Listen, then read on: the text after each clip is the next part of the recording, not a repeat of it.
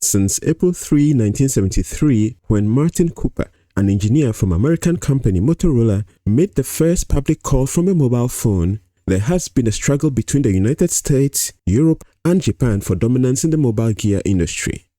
At first, the Americans confidently controlled the industry. The first radio network designed for private customers was launched on June 17, 1946 in St. Louis, Missouri by joint efforts of AT&T and Bell Telecoms Labs. Behind the Iron Curtain, in 1957, a Moscow engineer, Leonard Kaprinovich, created a prototype of a portable automatic mobile radio phone, LK1, which had dimensions of a bedside table. It took another 4 decades for mobile devices to become mainstream. Still, the Americans retained their technological lead.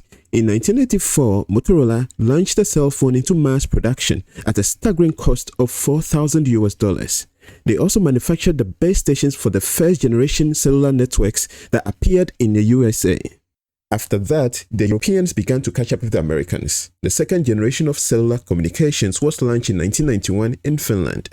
Scandinavian giants Finland's Nokia and Sweden's Ericsson began their rise. They got even stronger in the third generation, which appeared in 2001. Other European companies that captured market share were Germany's Siemens Networks and France's Alcatel. Motorola, originally founded as Galvin Manufacturing Corporation in 1928 by Paul and Joseph Galvin in Chicago, pioneered mobile communications with the first commercial car radio in 1930. They provided communication devices for public safety and defense like two-way radios used by the police. The company gained notoriety during the Second World War by developing the backpack-sized FM walkie-talkie, which significantly helped military communications. It was renamed Motorola in 1947. In 1973, Motorola revolutionized telecoms by demonstrating the first portable cellular phone and launching the first commercial handheld cell phone in 1983. Motorola encountered significant troubles in the early 2000s due to a combination of strategic missteps, including a failure to transition effectively from analog to digital cellular technology, which allowed competitors like Nokia to surpass it. The company was saved by the Razr phone in 2004, but without sustainable follow-up innovations, they landed right back in trouble. Internally, fragmented management and lack of cohesive innovation across divisions hindered their product development. By 2009, Motorola had again accumulated huge losses and needed restructuring. The company was split into 2 entities in 2011, Motorola Mobility serving consumer needs and Motorola Solutions for enterprise and government products. As part of restructuring, Motorola sold its telecoms gear division to Nokia Siemens Networks in 2010. The division, which included GSM, CDMA, WiMAX, and LTE gear, was considered non-essential and a financial strain, particularly after it fell behind competitors like Ericsson. Building a competitive LTE base station for global carriers would require massive R&D and sales to compete with Ericsson, Nokia, Huawei, something Motorola Solutions was no longer positioned to do after its restructuring. By 2011, Motorola had completely stepped back from developing mainstream LTE RAN hardware for carriers, focusing instead on LTE core software and devices for government use. From then on, all LTE base station products were either Ericsson-supplied hardware rebranded for public safety or in-house niche designs like the MTS4L. The MTS4L, a hybrid Tetra LTE base station, was to give critical infrastructure users a gradual migration path to LTE without replacing their whole network at once. Motorola Solutions no longer produces LTE base stations for government or critical infrastructure customers. Instead, Motorola Solutions has evolved its mission-critical offerings to prioritize software and ecosystem solutions, land mobile radio infrastructure, and public safety devices. The struggling handset business was eventually sold to Google in 2011, who later sold it to Chinese company Lenovo for a quarter of the price of which they had earlier acquired it. After Motorola's demise, the Americans had to capitalize on the arrival of 4G in other ways. In the early 2010s, US telecoms operators AT&T and Verizon were among the first in the world to build 4G networks, which dramatically improved the speeds and volumes of data transmission.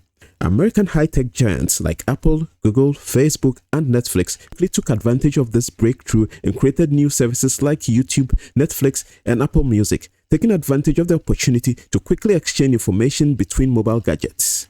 But that's not the only success story for America. The US dominates the chip market for telecoms equipment and devices. Chips from Intel, AMD, Broadcom, and Texas Instruments are used in most base stations, while Qualcomm chips are found in mobile phones. But today, the market for 5G equipment in the West is largely controlled by the Scandinavian duopoly of Nokia and Ericsson. The next opportunity for an American company to break into the telecoms gear market was the 5G era and the introduction of OpenRAN. For decades, telecom operators built huge centralized networks using single-vendor specialized hardware solutions and accompanying proprietary software. As a result, telecom operators became dependent on a few vendors who could offer the entire solution stack. But as cost of creating networks soared, operators craved flexibility. They wanted to mix and match equipment to make the best use of their investments. This desire led them to embrace OpenRAN concept. The evolution from proprietary traditional RAN solutions to OpenRAN represents a major shift in networks infrastructure. Networks often relied on single universal base station solutions that could support multiple generations of technology through vendor-specific implementations like Huawei's Single RAN or Ericsson's radio system. These solutions provided backward compatibility but locked operators into single-vendor ecosystems. The 5G era introduced OpenRAN standards that decoupled hardware and software components through open interfaces, enabling multi-vendor interoperability. This approach offers operators greater flexibility to mix and match best components from different suppliers. A major advantage of OpenRAN concept is that modern base stations are primarily software-driven, and the software for OpenRAN can be run on just about any powerful x86 server on the market. Just add interface boards, GPU acceleration boards, and customized transceivers and you're almost there. A telecoms provider would in theory be able to buy radios from a cheaper manufacturer and install it on base stations from other manufacturers, mixing and matching for the lowest costs. But unfortunately, things are not going as planned. Many providers are hesitant to invest in the extra systems integrations required to make equipment from different vendors become compatible. When they stick to the same vendor, the hassle isn't a factor.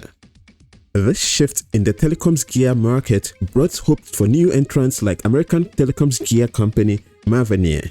Texas-based Mavenir emerged as one of the most vocal champions of OpenRAN technology, positioning itself as a disruptor in the 5G infrastructure market, traditionally dominated by giants like Ericsson, Nokia, and Huawei.